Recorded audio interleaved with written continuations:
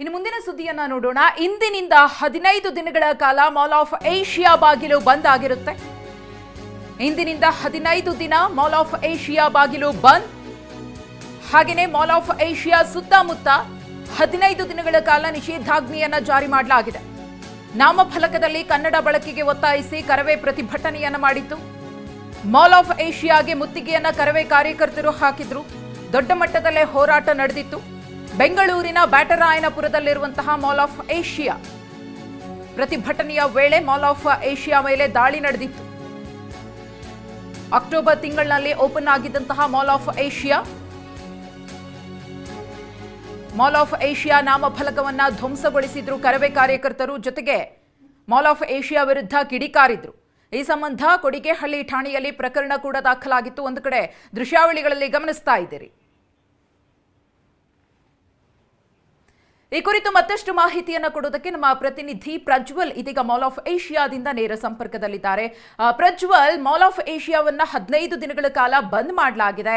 ಒಂದು ನಾಮಫಲಕವನ್ನ ಕನ್ನಡದಲ್ಲಿ ಅಳವಡಿಸಿಲ್ಲ ಅನ್ನೋ ವಿಚಾರ, ಹಾಗೆಯೇ ಅದಕ್ಕೆ ಸಂಬಂಧಪಟ್ಟಂತೆ ಪ್ರಕರಣ ಕೂಡ ದಾಖಲಾಗಿದೆ. ಅದನ್ನ ಹೊರತುಪಡಿಸಿ ಮತ್ಯಾವೆಲ್ಲ ಕಾರಣಗಳಿಗೋಸ್ಕರ 15 ದಿನ ಬಂದ್ ಆಗಿರಬಹುದು ಅಂತ ಅನ್ಸುತ್ತೆ?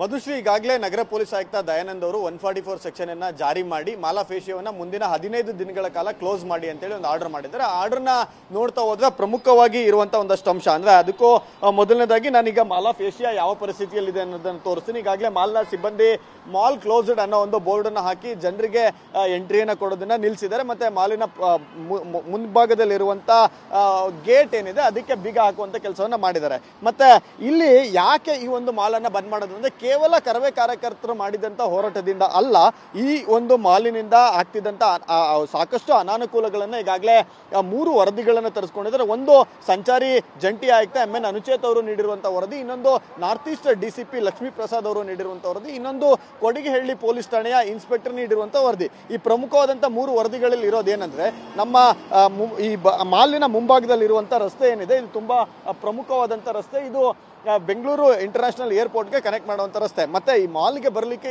ಇರುವಂಥ ಏಕೈಕ ಎಂಟ್ರಿ ಅಂದರೆ ಈ ಸರ್ವಿಸ್ ರಸ್ತೆ ಮೂಲಕವಾಗಿ ಬರಬೇಕು.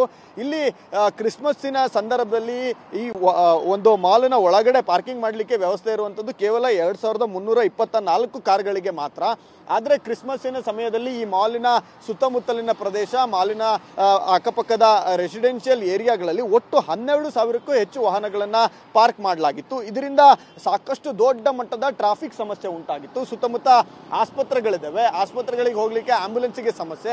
ಮತ್ತೆ ಈ ಒಂದು ಮಾಲ್ನಲ್ಲಿ ಯೂಸ್ ಮಾಡುವಂತ ಬ್ಲೋವರ್ಸ್ ಏನಿದಾವೆ, ಏರ್ ಬ್ಲೋವರ್ಸ್, ಅದರಿಂದ ನಾಯ್ಸ್ ಪೊಲ್ಯೂಷನ್ ಆಗ್ತಿದೆ ಅಂತೇಳಿ ಸುತ್ತಮುತ್ತಲಿನ ನಿವಾಸಿಗಳು ಒಂದು ದೂರನ್ನ ಕೊಟ್ಟಿದ್ರು. ಅದನ್ನ ACP ಅವರ ನೇತೃತ್ವದಲ್ಲಿ ಪರಿಶೀಲನೆ ಮಾಡಿದಾಗ ರಾತ್ರಿ ವೇಳೆಯಲ್ಲೂ ಸಹಿತ ನಾಯ್ಸ್ ಪೊಲ್ಯೂಷನ್ ಹೆಚ್ಚಾಗಿದೆ ಅನ್ನೋದು ಗೊತ್ತಾಗಿತ್ತು.